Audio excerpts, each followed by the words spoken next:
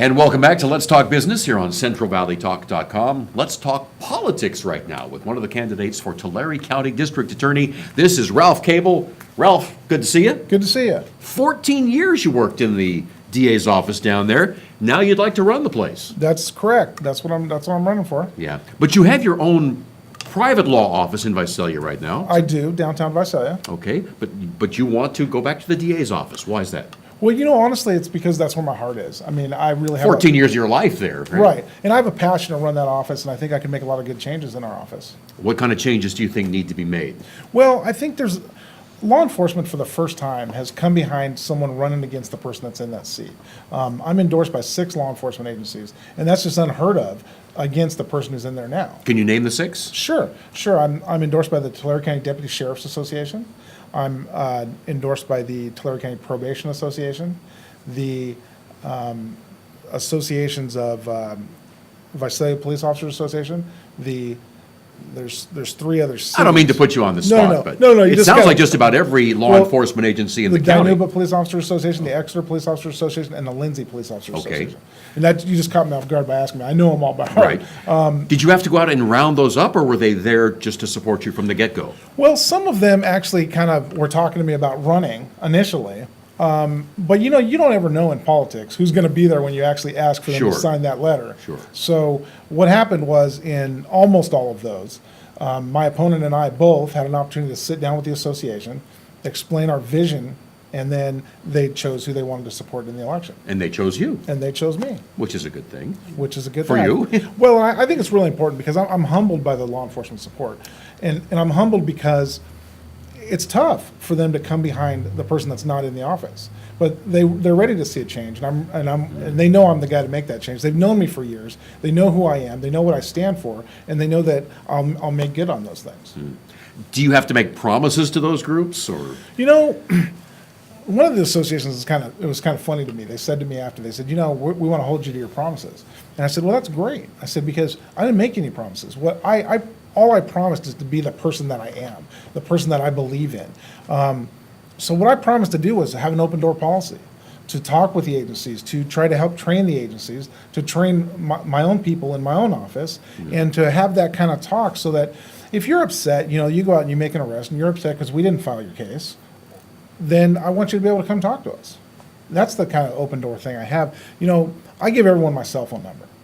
And I want you to call me if you're upset. I want you to call me if you have something to talk about, because that's what I think local representatives are supposed to do. And they know that, and they've been doing that for years. I mean, there's a million times I could tell you I've been called at 8, 10 o'clock at night with questions about, hey, I got this thing going on, what do I do? And I'm just the kind of guy, because I think it's so important, that's what I do. I answer those calls and I talk to those people. So you're basically available around the clock. Right. For the folks that have that number. Right. Yeah. Well, and everyone pretty much is going to have that number, because I'll give it to you right here on Give it out right now, go ahead. It's 559-679-8894. I don't think I've ever seen a political candidate before give out their personal cell phone number. I've given out my personal cell phone number when I was in the district attorney's office. As I moved up, I was there for 14 years. I moved up into the ranks of supervisor. Everyone had my number. Law enforcement had my number. If they had questions, I told them, the district attorney's office and law enforcement, they don't always get along. There's going to be some times where various agencies are going to say, look, I really think you should have filed this case, or vice versa. And we're going to talk. And here's what I always told them, and here's what I think is so important, is before you bad talk me, give me a chance to fix the problem. If I can't fix it, you can bad talk me. That's reasonable.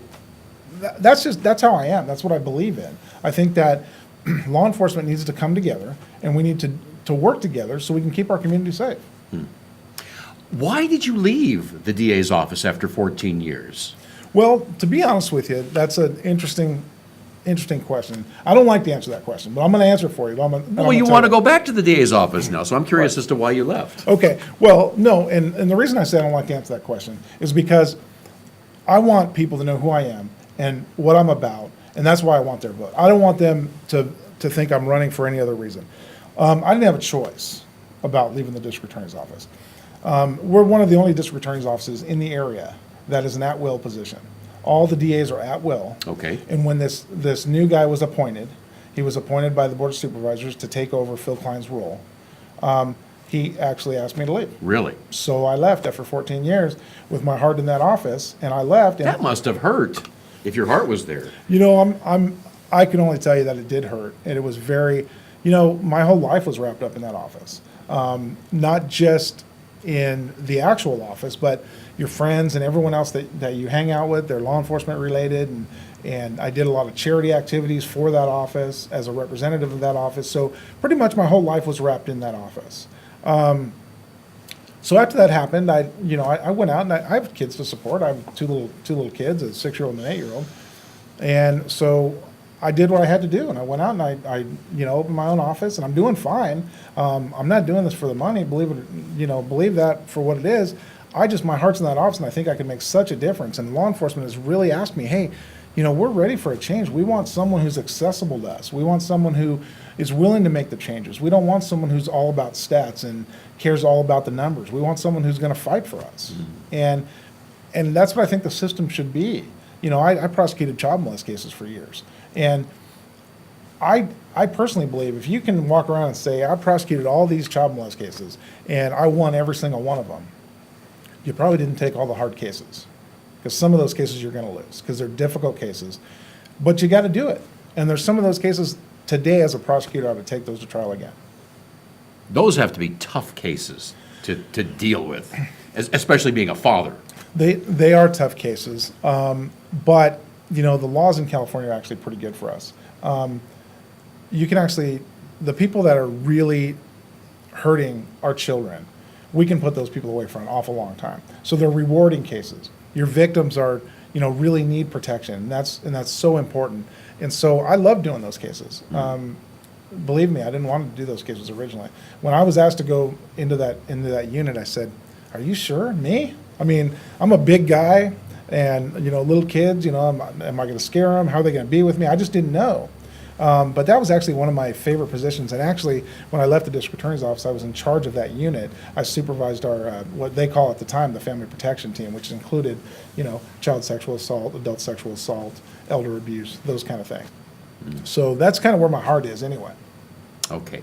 So the election's coming up June the 3rd. That's correct. Since there's only two candidates, one of you, there won't be any runoff, one of you will be the new DA. That is correct. So when would whoever wins take over? Well, they wouldn't take over till the next year. So you'd actually have about a 6-month period where when I win this race, that my opponent will still be in that office. What I will do is I'll try to get in there as much as I can and try to, learn everything I can that I need to do, any changes that we need to make so I can have those in place as soon as I get in there. That's going to be up to my opponent whether he's going to let me do that or not at that time. Right. If you do win, though, will you be in the position to decide who stays in the office? Are you talking about when I take office? Yes. Of course I'll be in that position. Well, you said you had to leave because Right. somebody asked you to leave. Will you be asking people to leave? Absolutely not. That's one of the biggest rumors out there right now, and it's so frustrating for me. You think the people that are there are doing a good job? I think some of them are doing a good job. I think some of them could use more training. I think there's areas we could improve. Okay. But no, I don't think anyone should lose their job for a political purpose. I really don't think that's what anyone should do. If you have someone who's a public servant and they're out there, they're doing their job, and they're really trying to do everything they can to help our law enforcement, to help our victims, and to do what's right for the community, why would I want those people to leave just because here's the conversation I would have. I'd say, you know what, if you didn't support me when I was running, that's okay, because it's politics, and I understand that. But guess what? Now I'm the boss. We're going to do this job. We're going to sit down, and we're going to do it together, because that's what's really important. That's what we need to do, not just as a candidate, but as society. We need to not be focused so much on the politics of something, but we need to get down. We need to just fix the problems, and that's what I intend to do. So the rumor going out that I'm going to go in there and I'm going to, axe a whole bunch of people's position. Look, I've been in that position. I'm going to tell you right now, that would be crazy. I wouldn't do it, and I wouldn't want to put someone through what I've been through. I'm not the only one in my family that lost my job, and we've been in that situation, and we know what it's like, and we wouldn't want to put any other family through that situation. Sure. How big is the DA's office down there? Is it pretty good sized? Well, there's about 60 attorneys. It's about 200 people staff. So that includes your support staff, your investigators, all your support staff, your welfare fraud investigators, your criminal investigators. So it's about 200 people as an office. It sounds like a lot of people, but I'm betting you could probably use more, right? You can always use more. In law enforcement, you can always use more in the DA's office. The reality is you're not going to get more, and you need to work very efficiently with the budget that you have. And I think we can do that. And I think a lot of it is, you have to have the passion to do the job, and you have to want to help people. You're not going to get rich in the DA's office. Nobody's going to get rich in the DA's office. But, you're out there to help people, and that's what you want to do. And if you have those kind of people that want to do that, then I think you can be really, really effective. Okay. There's the camera in your last time here. Tell everybody why they should vote for you. Well, I think they should vote for me because in Tulare County, we're ready for a change. We're ready for a positive change. Law enforcement's come behind me. I'm not only endorsed by them, I'm endorsed by our Visalia Mayor, Steve Nelson. I'm endorsed by the Tulare River Tribe. I'm endorsed by El Centro Mexicano. I think it's just one of those things where I think together, we can come together, we can make law enforcement a more cohesive group. We can cut out some of the red tape. We can get this done for the victims and for all the citizens of Tulare County. And I ask for your vote on June 3rd. Thank you. I think that sums it up very, very well. Thank you very much. Ralph Kaelble, candidate for district attorney in Tulare County. The election's coming up June the 3rd. Everyone needs to get out and vote, right? I agree. Everyone needs to vote. It's your American duty, and not enough people do that. That's right. All right. Congratulations to you. Best of luck. Thank you very much. All right, and thank you for joining us today on Let's Talk Business here on CentralValleyTalk.com. CentralValleyTalk.com